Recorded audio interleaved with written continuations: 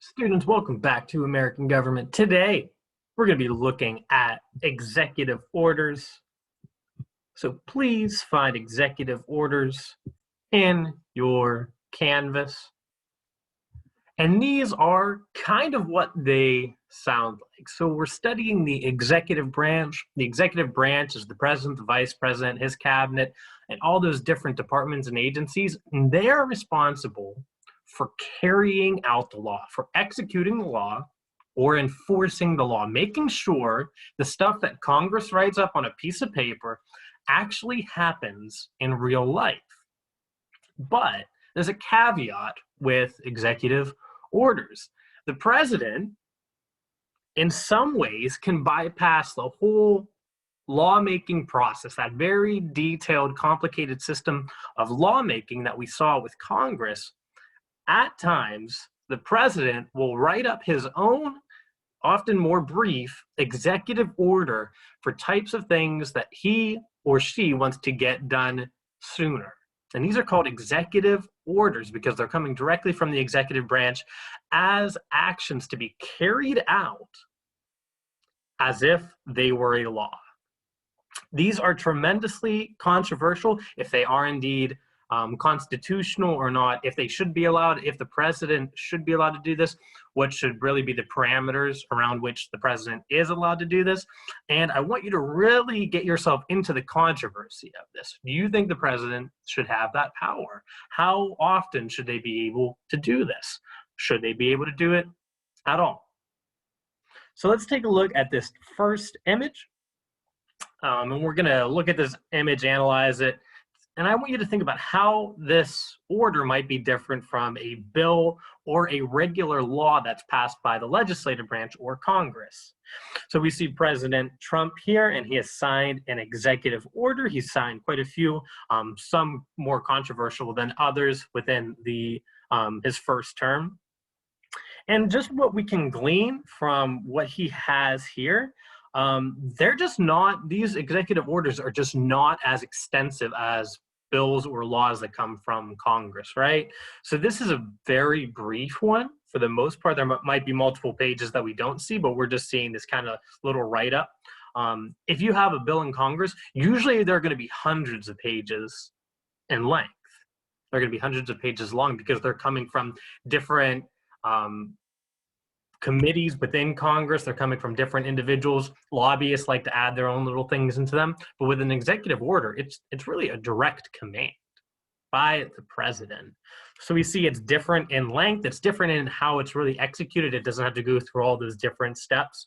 And it's just different in feel, right? Whenever you hear people talking about executive order, it just feels different from a law being passed because it's coming from one person, not from 535, which you'd have from all the people in Congress. If it's better that it comes from one person, I don't know. But some people argue that it is easier if it just comes from one person.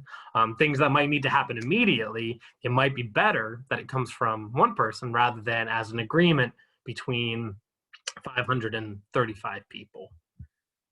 Okay, so for step 2, there's this funny SNL skit. And while you watch this video, I want you to identify 3 ways an executive order is different from a bill. We now return to a brand new episode of Schoolhouse Rock.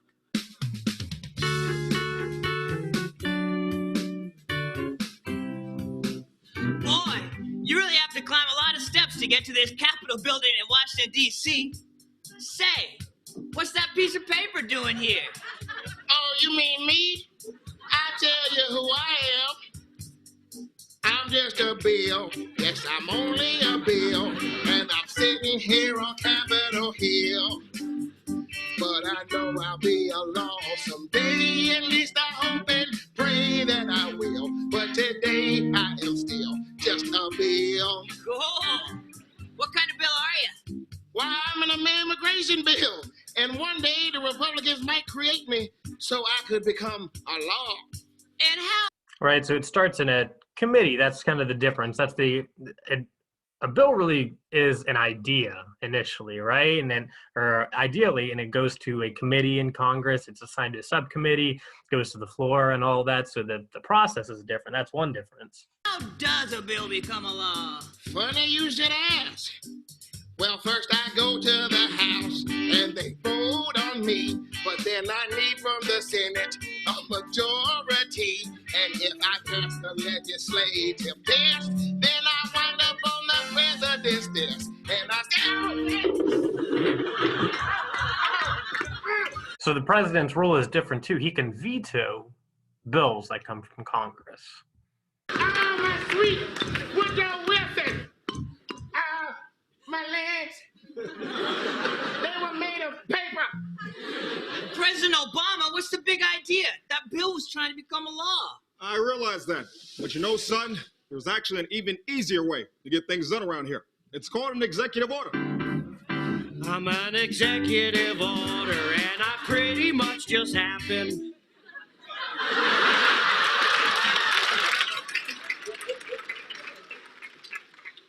And that's it.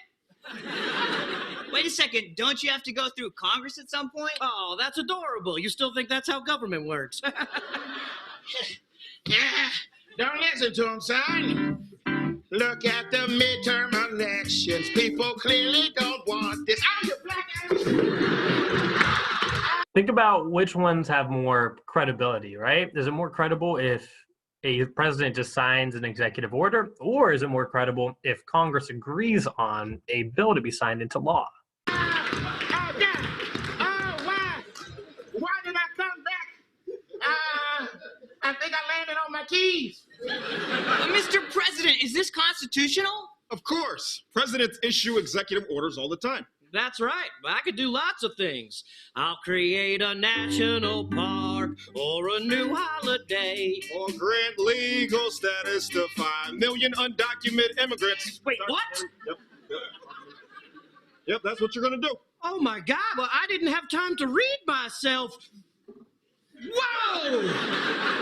Okay, go big or go home, huh? This isn't over. We're gonna take you to court. We're gonna shut down all the college. Oh, damn it. Oh, so many steps. So many steps.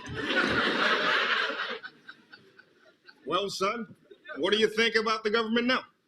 I think I want to go into the private sector. Me too, son. Me too. One more thing. All right. So that's kind of like an interesting view on how they work, but it does have some good information that's pretty instructional as well, too.